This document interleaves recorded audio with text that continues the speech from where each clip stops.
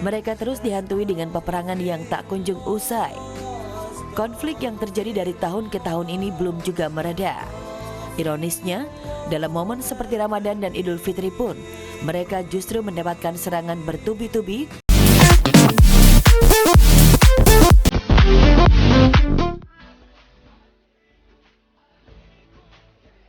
Masih dalam nuansa Idul Fitri, Arya Saloka bertandang ke rumah Prilly Latukonsina untuk bersilaturahmi sekaligus berkebun.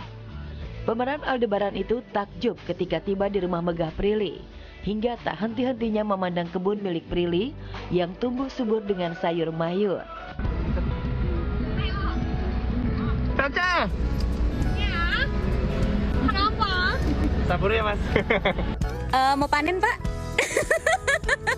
Jadi ini kebun saya nanam sendiri. Oh gitu. Saya tahu lah kenapa kulit saya agak sedikit tua. Sedikit putih tua ya. Oke. Usai berkebun, Arya pun melanjutkan dengan memasak bersama-sama. Uniknya, meski dari keluarga artis, dalam kunjungan tersebut, keluarga Prilly tak lupa meminta foto bersama lantaran fans berat dengan sosok Aldebaran. Itu juga baru tahu Prilly punya kebun. Itu juga paling kebunnya lagi Panen. lagi panen ya kan, terus nunjukin begitu. Ya udah, ya pengen lah kalau ada duitnya.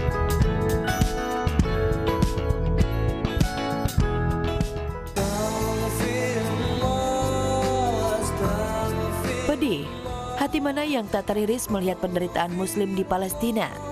Selain kelaparan dan hidup serba kekurangan, mereka terus dihantui dengan peperangan yang tak kunjung usai. Konflik yang terjadi dari tahun ke tahun ini belum juga mereda.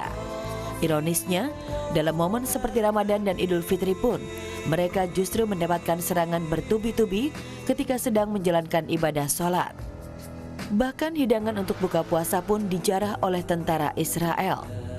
Masya Allah. Geram ya, semua orang geram ya dengan perlakuan Israel seperti itu. Dan bayangkan di bulan Ramadan, di 10 malam terakhir di mana Muslim itu fokus beribadah. Pada saat itulah yang kemudian diganggu ibadahnya. Itulah yang membuat reaksi dari seluruh dunia. Meski diambang kematian, para syuhada yang tertangkap Zionis Israel tak pernah menampakkan wajah sedih atau takutnya. Bahkan mereka menebar senyum karena surga telah menantinya. Sementara itu, anak-anak yang merasakan takut akan suara ledakan bom, mereka tak henti-hentinya melafalkan ayat Allah guna menenangkan hatinya. Kejahatan kemanusiaan ya. Saya sendiri kan merasakan. Saya kan beberapa kali pergi ke Palestina. Kami warga Korea juga saat ini mau membela dan mendukung Palestina. Nonton berita sebagai saudara mereka sangat sedih.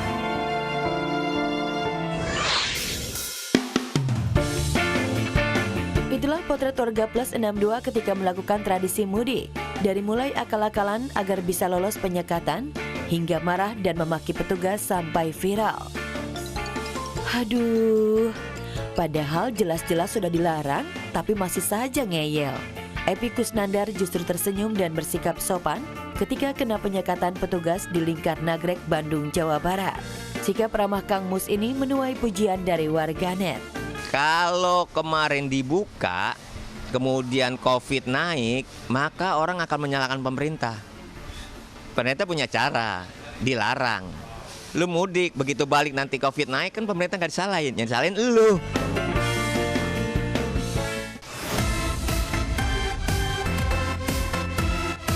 Kemeriahan panggung Rising Star Indonesia Dangdut semalam menghadirkan Ratu Dangdut Umi Elvi Sukaisi. Memasuki episode kelima, Rising Star Indonesia Dangdut menampilkan 7 act beradu.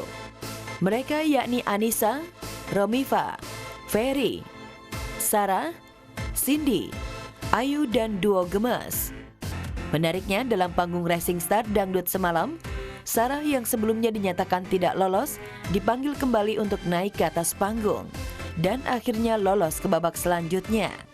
Katanya nggak lolos karena cuma 67. Memang saya lihat dari 67 ke 70 saya lihat. Itu teknologi saya nggak ngerti teknisnya ya. Tapi saya kira nggak ada masalah. Selama memang itu fair kan nggak masalah. Dan ini memang sangat fair sih. Saya cuma berharap mudah-mudahan ya.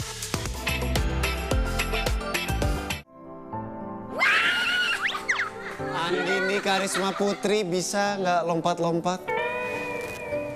Jaga kandungan kamu.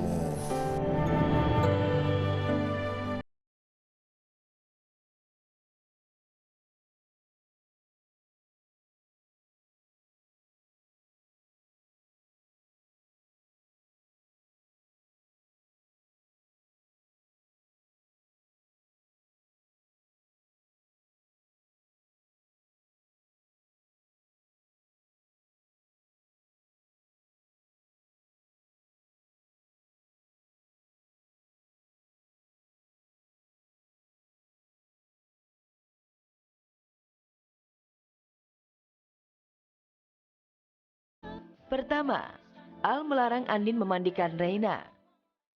Sepulang dari berlebaran ke rumah Papa Surya dan Mama Sarah, Reina ingin dimandikan oleh Andin. Mendengar itu, Al langsung bereaksi, memberitahu Reina bahwa Andin belum bisa memandikan dan harus istirahat. Tidak ingin membuat putrinya sedih, Andin pun ngotot ingin memandikan Reina dan membuat Al harus berlapang dada. Udah jam segini, mandi dulu yuk sama Ncus. Aku mau mandi sama Mama. Maunya sama Mama. Nak, dengerin Papa ya. Mama belum bisa mandiin Rena dulu, soalnya Mama lagi hamil. Jadi mandinya sama Ncus ya. Kata siapa nggak boleh, orang bisa kok. Aku kuat kok, Mas. Iya, saya nggak bolehin. Ini pekerjaan yang ringan, udah nggak apa-apa, aku pengen mandiin Rena. Ya udah, saya bolehin. Tapi ingat, jangan capek-capek. Jangan sampai kepleset, jangan lompat-lompat di kamar mandi. Pak Bos, tenang. Iya. Ada saya. Tolong jagain ya. Ya, siap Pak Bos. Saya tahu saya kalau dia ngelakuin itu. Kedua, Al larang Andin beli cincau yang dijajakan di pinggir jalan. Melihat ada pedagang es cincau di pinggir jalan, Andin pun ingin membeli dan menyeruputnya. Namun karena alasan kesehatan dan kebersihan, Al tidak mau memenuhi permintaan Andin. Rengekan Andin tidak membuat Al luluh, hingga Al tak kuasa menolak permintaan Andin untuk dibelikan cincau. Setelah Mirna turun tangan menceritakan kebiasaan ibu hamil yang harus diikuti oleh suaminya.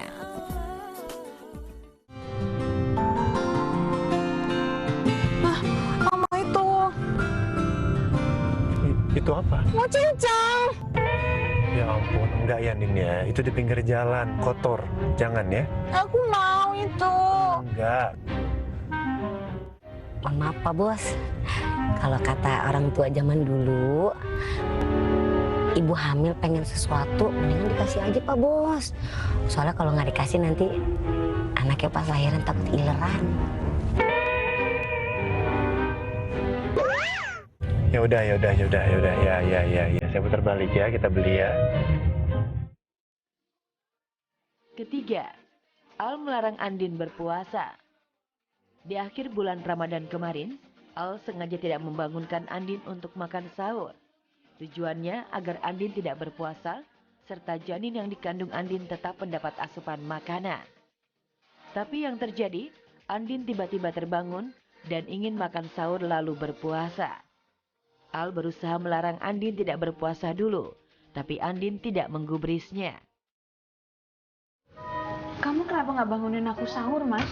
Ya udah, lagian kan kamu lagi hamil, nggak usah puasa dulu lah. Kasihan itu dede bayi di dalam perut. Aku masih kuat kok, aku mau puasa. Aku mau dulu.